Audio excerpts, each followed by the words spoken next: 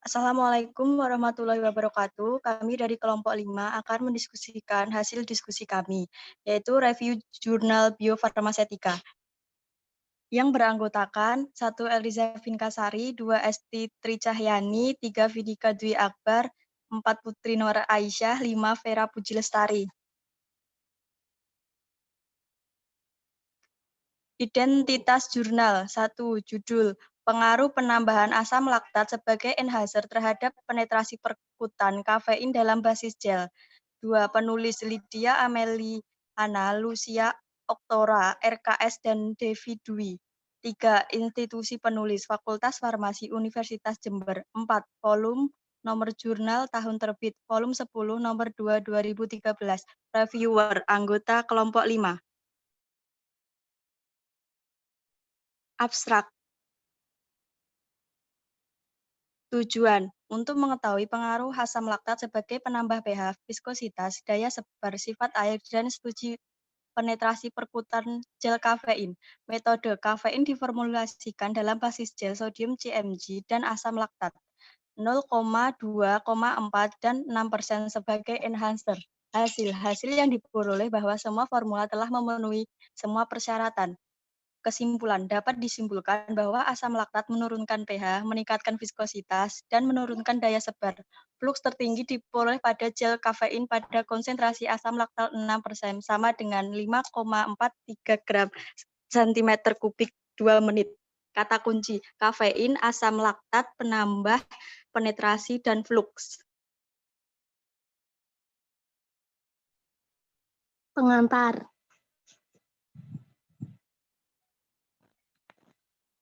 Penelitian ini menggunakan asam laktat sebagai zat pengikat penetrasinya. Asam laktat termasuk golongan asam lemak. Mekanisme kerja asam laktat sebagai zat pengikat penetrasi adalah berinteraksi dengan lapisan lemak yang ada di Wernicke layer.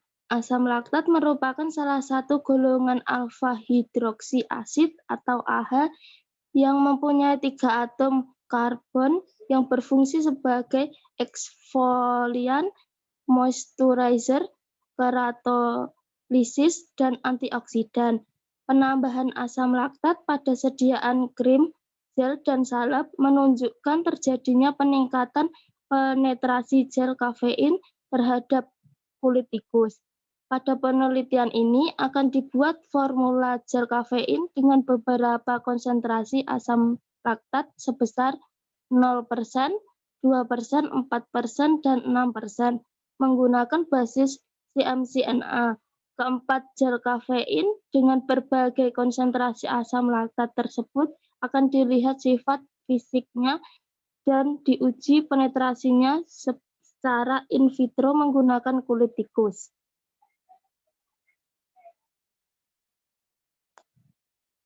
Alat dan bahan. Alat 1.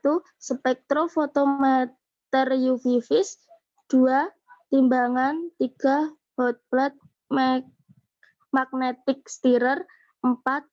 pH meter. 6. Viskotester VT4. 6. Extensometer. 7. French diffusion cell. 8.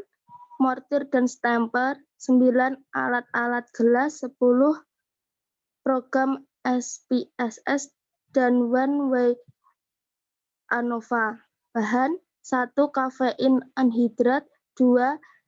Karboksimetil selulosa atau CMCNA. 3. Natrium benzoat. 4. Asam laktat. 5. Natrium klorida. 6. Kalium klorida. 7. Kalium fosfat monobasik. 8. Natrium fosfat dibasik. 9. Aqua destilata. 10. Tikus. Metode.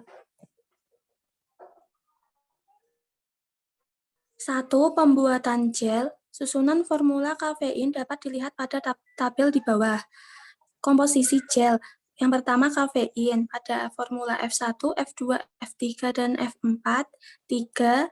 3, 3, 3. CMC-NA 5,25, 5,25, 5,25, dan 5,25.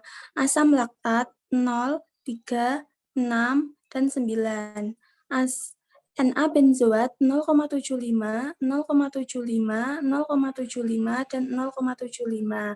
Aquades 141, 138, 135, dan 132. Berat total 150, 150, 150, dan 150.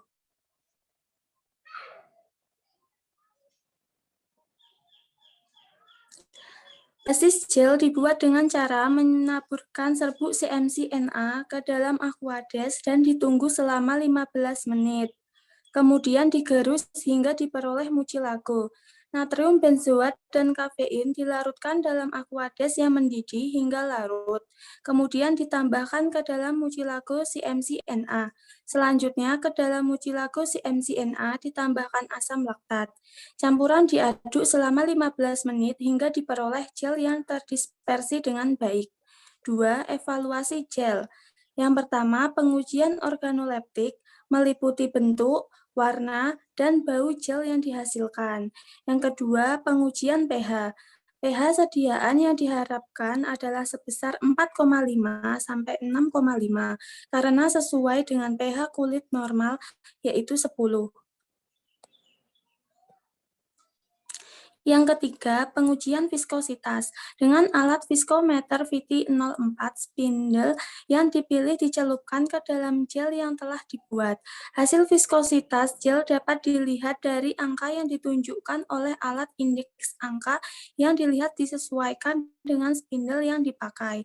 Gel diharapkan memiliki viskositas dengan rentang 50 sampai 1000 dPa/S11. Yang keempat, pengujian daya sebar. Gel sebanyak 1 gram diletakkan pada pusat antara 2 lempeng gelas kaca bulat. Lempeng sebelah atas dibebani dengan peletakan beban seberat 5 gram dengan bobot tertentu selama 1 menit. Amati diameter selebaran sampel. Tambahkan beban 5 gram setelah 1 menit. Hal ini dilakukan terus-menerus hingga diperoleh diameter sebar gel yang konstan untuk melihat pengaruh beban terhadap perubahan diameter sebar gel. Yang kelima, pengujian sifat alir gel. Sejumlah tertentu gel dimasukkan ke dalam beker gelas. Alat pengaduk dikaitkan pada statif. Kemudian batang pengaduknya dicelupkan ke dalam sampel. Alat pengaduk dinyalakan pada kecepatan 1200 rpm.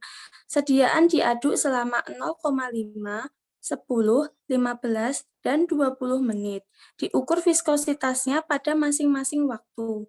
Yang keenam, pengujian homogenitas bahan aktif dalam sediaan, meliputi pembuatan larutan dapar fosfat salin atau salin fosfat buffer pH 7,4, penentuan panjang gelombang maksimum kafein, pembuatan kurva baku kafein dalam larutan dapar fosfat salin pH 7,4 homogenitas. Yang ke-7, pengujian laju penetrasi kafein meliputi persiapan kulit tikus, pengujian pengaruh basis terhadap serapan kafein gel, pengujian laju penetrasi dengan Franz diffusion cell, penentuan laju penetrasi kafein.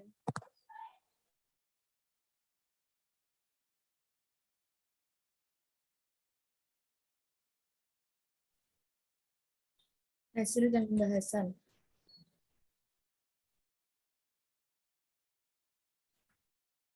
Hasil dan pembahasan yang pertama, pengujian organoleptis. Formula 1, bentuk gel, warna kuning kekuningan, bau tidak berbau. Yang formula 2, berbentuk gel, bening kekuningan, tidak berbau. Formula 3, berbentuk gel, bening kekuningan, tidak berbau. Formula 4, berbentuk gel, bening kekuningan, dan tidak berbau. Yang kedua, yaitu pH sediaan. Pada replikasi pertama, pH sediaan formula 1 6,59, formula 2 3,56, formula 3 3,33, formula 4 3,24. Kemudian pada replikasi 2, formula 1 6,60, formula 2 3,57, formula 3 3,33, formula 4 3,20.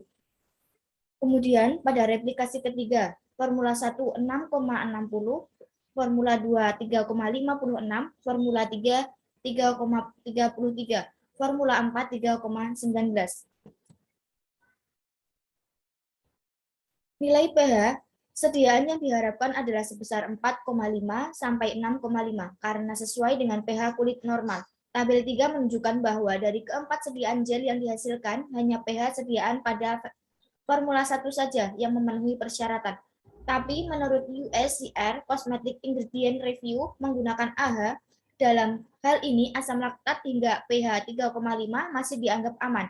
Berdasarkan uji Kruskal-Wallis yang diikuti dengan uji Mann-Whitney, dapat diketahui bahwa semua formula berbeda signifikan dan dapat disimpulkan bahwa jumlah asam laktat mempengaruhi pH sediaan gel. Semakin banyak asam laktat yang digunakan, maka semakin rendah pH sediaan. Hal ini karena asam laktat memiliki pH 3,8614 dan tidak ada alkali anorganik atau basa organik di dalamnya. Yang ketiga, hasil pengujian viskositas sediaan. Hasil uji viskositas keempat sediaan menunjukkan bahwa viskositas sediaan gel yang dihasilkan telah memenuhi persyaratan. Analisis data dengan uji Kruskal-Wallis yang diikuti uji Mann-Whitney memberikan hasil bahwa antara formula 1 dengan formula lainnya mempunyai perbedaan signifikan, sehingga dapat disimpulkan bahwa semakin banyak jumlah asam laktat yang ditambahkan, maka semakin tinggi viskositas sediaan gel kafein. Hal ini dikarenakan adanya penambahan asam laktat yang berupa cairan kental sehingga dapat mempengaruhi viskositas gel. Yang keempat, hasil pengujian daya sebar sediaan. Hasil pengujian menunjukkan bahwa secara keseluruhan formula tersebut memiliki daya sebar yang memenuhi syarat. Daya sebar dari ketiga formula ini dipengaruhi oleh viskositas masing-masing sediaan. Formula keempat memiliki daya sebar paling rendah dikarenakan viskositasnya paling besar di antara formula lainnya. Semakin besar viskositas sediaan gel, maka hambatan gel untuk mengalir juga semakin besar. Viskositas gel dipengaruhi oleh asam laktat. Semakin besar komposisi asam laktat yang ditambahkan dalam sediaan gel, maka dapat meningkatkan viskositas gel yang akan meningkatkan hambatan sediaan gel untuk menyebar sehingga daya sebar gel juga menurun. Yang kelima, hasil pengujian sifat alir gel. Viskositas sediaan gel pada formula 1, formula 2, formula 3, dan formula 4 semakin menurun dengan bertambahnya lamanya pengadukan. Hal tersebut menunjukkan bahwa sediaan gel yang dihasilkan telah memenuhi sifat alir gel yang diharapkan, yaitu pseudoplastis.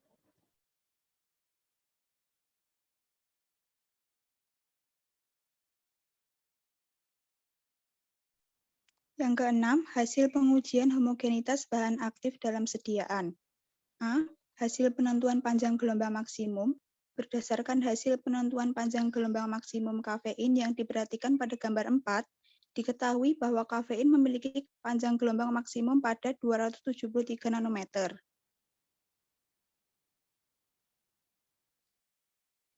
B. Hasil pembuatan kurva baku kafein dalam larutan dapar fosfat pH 7,4 plus 0,05 pembuatan kurva baku kafein pada berbagai konsentrasi menghasilkan nilai absorbansi seperti pada gambar 5. Berdasarkan hasil pengukuran serapan ke-6 larutan standar tersebut pada panjang gelombang 273 nanometer, maka diperoleh persamaan garis regresi linier dari kurva baku kafein dalam larutan dapar fosfat, yaitu Y sama dengan 0,49 kali min 0,00511 dengan nilai R sama dengan 0,999.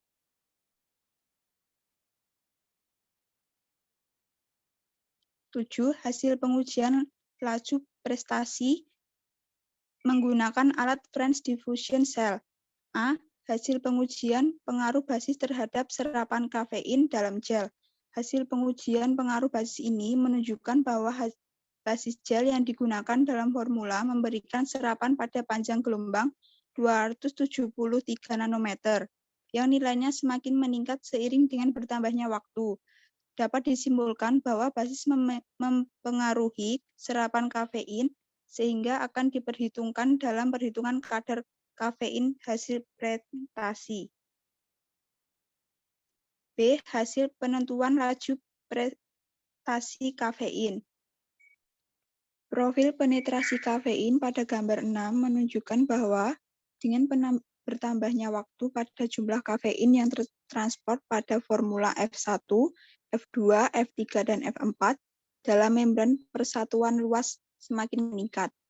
Nilai fluks penetrasi kafein yang tertinggi terdapat pada F4 yaitu sebesar 5,43 kurang lebih 0,30 nanogram per sentimeter kuadrat per menit, yaitu pada penambahan asam laktat 6%.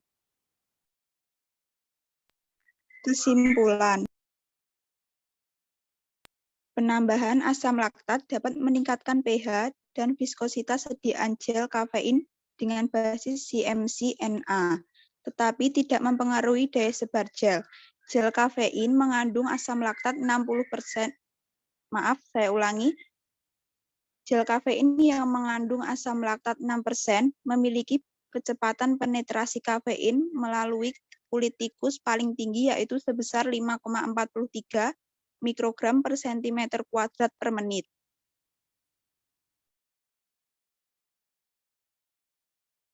Sekian presentasi dari kelompok kami. Jika ada salah kata, kami mohon maaf. Wassalamualaikum warahmatullahi wabarakatuh.